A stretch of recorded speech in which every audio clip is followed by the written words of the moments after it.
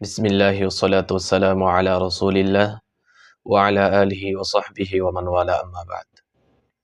তাওহীদ বা একত্ববাদের গুরুত্বপূর্ণ তিনটি দিক রয়েছে। তন্মধ্যে অন্যতম হচ্ছে তাওহীদুল আসমা ওয়াস সিফাত।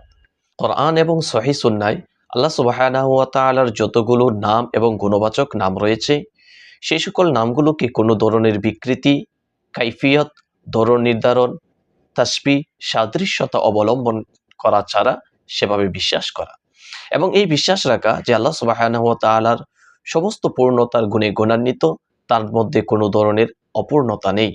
এখন প্রশ্ন আসতে পারে, আল্লাহ সুবহানাহু ওয়া তাআলার কতগুলো নাম এবং গুণবাচক নাম রয়েছে?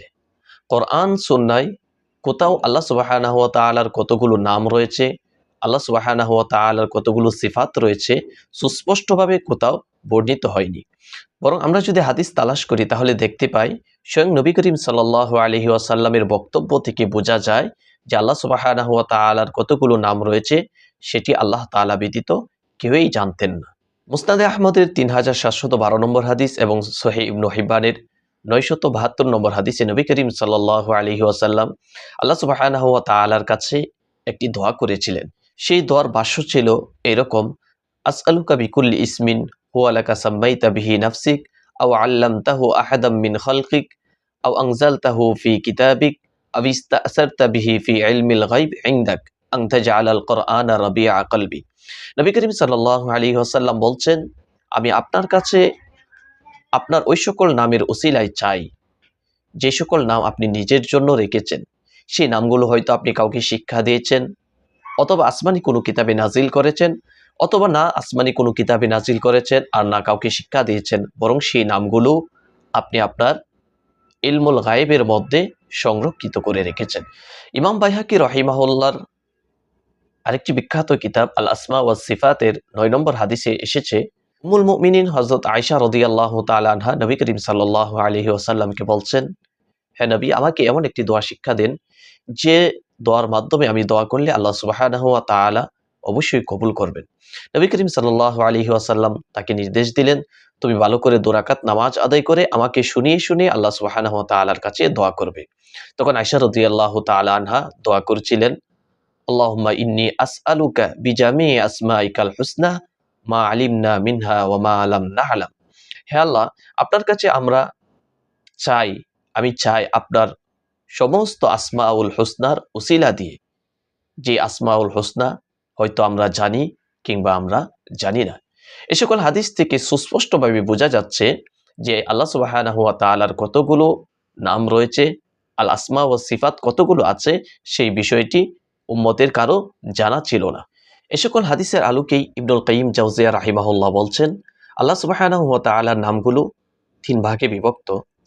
এক ধরনের নাম আল্লাহ সুবহানাহু ওয়া তাআলা কিতাবে নাজিল করেছেন এবং আল্লাহ তাআলা বিশেষ বান্দাদেরকে উম্মাহকে সেই নামগুলো জানিয়ে দিয়েছেন। আরেক ধরনের নাম আল্লাহ সুবহানাহু ওয়া তাআলা কোরআনে নাজিল করেন নাই ঠিক, কিন্তু আল্লাহ তাআলার বিশেষ বান্দাদেরকে সেই নামগুলো ব্যাপারে সন্ধান দিয়েছেন, জানান দিয়েছেন। তৃতীয় আরেক প্রকারের নাম রয়েছে যে নামগুলো আল্লাহ সুবহানাহু ওয়া তাআলা কোরআনেও নাজিল করেন নাই এবং কোনো ফেরেশতা কিংবা মানুষ কাউকেই জানান নাই। আমাদের অনেকের মনে প্রশ্ন জাগতে পারে, আমরা তো জানি যে আল্লাহ সুবহানাহু ওয়া তাআলার নাম 99টি, যে বিষয়টি সহিহ বুখারীর 2585 নম্বর হাদিস, সহিহ ইবনে হিব্বানের 511 নম্বর হাদিসে বর্ণিত হয়েছে এবং যার বিস্তারিত বিবরণ সুনানুত তিরমিজির 3507 নম্বর হাদিসে এসেছে। হাদিসটির ভাষ্য হচ্ছে, ইন্না লিল্লাহি তাআলা তিসআতা ওয়া তিসঈনা ইসমান মিয়াতান ইল্লা ওয়াহিদা মান আহসাহা দাখালাল জান্নাহ।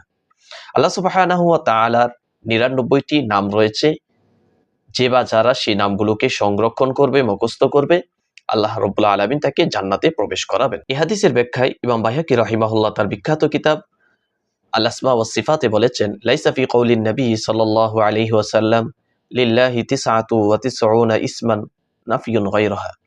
নবী করিম সাল্লাল্লাহু আলাইহি ওয়াসাল্লামের বক্তব্যে আল্লাহ সুবহানাহু ওয়া তাআলার যে 99টি নামের কথা এসেছে, সেখানে 99টি নাম ব্যতীত অন্য কোনো নাম নেই, এ মর্মে কোনো বাণী বর্ণিত হয়নি। বিষয়টি আরো পরিষ্কারভাবে ইমাম নববী রাহিমাহুল্লাহ শরহ মুসলিমের মধ্যে বিস্তারিতভাবে উল্লেখ করেছেন। তিনি বলেছেন, ইত্তাফাকাল উলামা আলা আন্না হাদাল হাদিস লাইসা ফিহি হাসরুন লিআসমাইহি সুবহানাহু ওয়া তাআলা।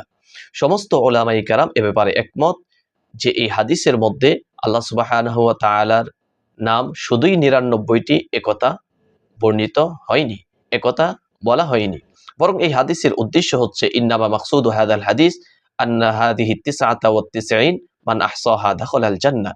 এই হাদিসের মর্ম হচ্ছে যে ব্যক্তি ৯৯টি নাম সংরক্ষণ করবে সে ব্যক্তি জান্নাতে প্রবেশ করবে। হাফিজ ইবনে হাজার আসকালানী রাহিমাহুল্লাহ তার বিখ্যাত সহিহ বুখারীর ব্যাখ্যা গ্রন্থ ফাথুল বারীর ৯ নম্বর খণ্ডের ২৬৩ নম্বর পৃষ্ঠায় এ বিষয়ে নাথি দীর্ঘ আলোচনা করেছেন এবং বিভিন্ন ইমামের বক্তব্য উনি পেশ করেছেন।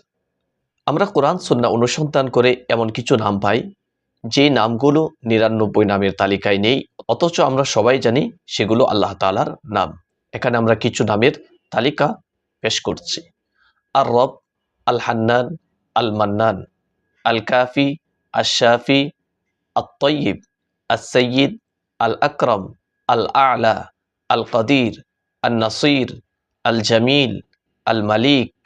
এ জাতীয় বিভিন্ন নাম আমরা সহিহ সুন্নাহর মধ্যে অনুসন্ধান করে পাই যে নামগুলো আল্লাহ সুবহানাহু ওয়া তাআলার নাম হওয়া সত্ত্বেও ৯৯টি নামের তালিকার মধ্যে সেই নামগুলো নেই। অতএব বোঝাই যাচ্ছে যে আল্লাহ সুবহানাহু ওয়া তাআলার নাম শুধুই ৯৯ এ সীমাবদ্ধ নয়। আল্লাহ সুবহানাহু ওয়া তাআলা আমাদেরকে ৯৯ নাম মুখস্থ করে জান্নাতে যাওয়ার পথ সুগম করুন এবং আমাদেরকে সর্ববিষয়ে সঠিক এলেম অর্জন করার তৌফিক দান করুন।